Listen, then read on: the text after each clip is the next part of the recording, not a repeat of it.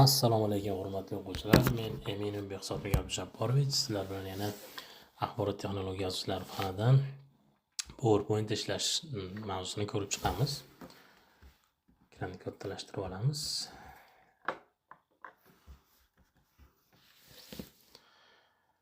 Ishlash tartibi. Avvalo ishga tushirishni ko'rib chiqamiz. Ishga tushirish qolgan ofis dasturlari kabi bo'ladi. Ya'ni pusk menusiga kirib, programma bo'limini tanlab, u yerdan Microsoft PowerPoint tanlaymiz. Ish stolidagi yorliq orqali, endi bu doim bo'lmaydi. Agar ish stolida PowerPoint dasturi yorlig'i bo'lsa, u yerdan ishga tushiramiz yoki programma faylisi orqali.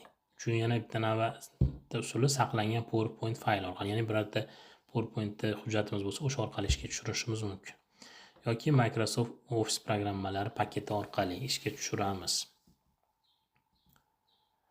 Microsoft PowerPointda faylni saqlash qolgan dasturlar kabi bo'ladi. Ya'ni fayl saqlanadi, fayl nomini tanlab, fayl saqlanadi yoki Ctrl klavishi bilan S klavishini birgalikda ezib nomini berib saqlab qo'yamiz. Menu qismi pastda joylashgan saqlash tugmasi orqali ham saqlashimiz mumkin. Microsoft PowerPointda saqlangan faylni ochish, ya'ni fayl menusiga kirib turib, eski PowerPointni ochmoqchi bo'lsak, открыть buyrug'ini tanlaymiz yoki klaviaturadan Ctrl klavishi bilan O klavishini birgalikda bosamiz. Yoki menu qismida pastda joylashgan xotiradagi faylni ochish tugmasi orqali. Biz asosan mana shu ikkalasidan foydalanamiz.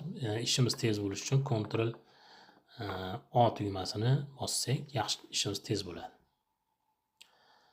Microsoft PowerPointda matnni chop etish, ya'ni fayl menusiga kirib, pechatni tanlaymiz yoki klaviaturadan Ctrl klavishi va P klavishini birgalikda esamiz yoki o'sha pastdagi menular qismidan.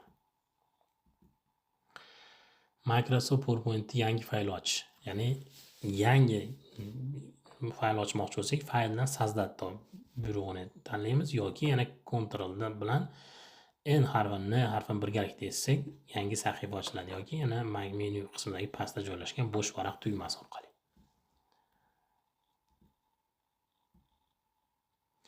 PowerPoint, Microsoft PowerPointdan chiqish, ya'ni X tugmasi ekranni o'ng tomonida turadi yoki fayldan Vix tugmasini yoki fayldan Zakrit yoki Alt klavishi bilan F4 klavishini birgalikda ezamiz.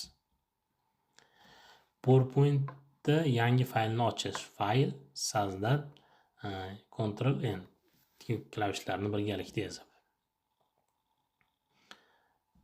Endi menyularga e'tibor bersak, ya'ni dastur ishga tushgandan keyin menyular. Birinchi menu fayl, vid, format, tablitsa, pravka, vstavka, servis, okno va spravka. Har bitta menyularda o'zini qiladigan byuroqlari bor.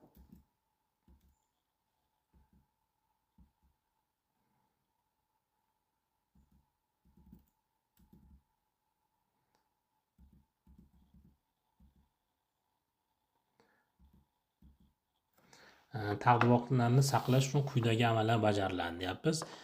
Standart uskunalar panelidagi saqlash tugmasi bosiladi yoki gorizontal menyudan fayl saqlanishini saqlash buyrug'i beriladi. Shunda quyidagi muloqot darchasi hosil bo'ladi va unda ketma-ket quyidagi amallar bajariladi. Saqlash uchun nom va papka ko'rsatiladi. Mana PowerPoint oynasi mana shu turgani. Endi taqdimotlarni tahrirlash ham mumkin, ya'ni qilingan ma'lumotlarga qo'shimcha o'zgartirishlar kiritish mumkin. Unga rasm qo'yishimiz mumkin. Rasm qo'yish har qanday rasmni kopirovat qilib yoki menyular tomonidan vstavka bo'limidan qo'yishimiz ham mumkin.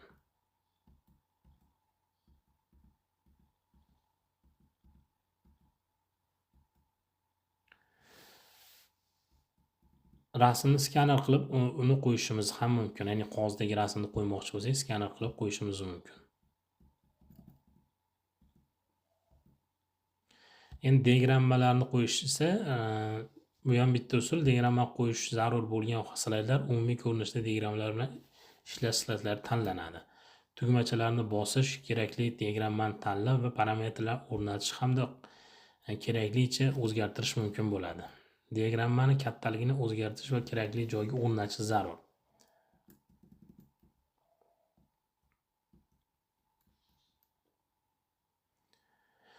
Slaydlarni ko'chirish, nusxa olish va qayta takrorlash ham mumkin albatta.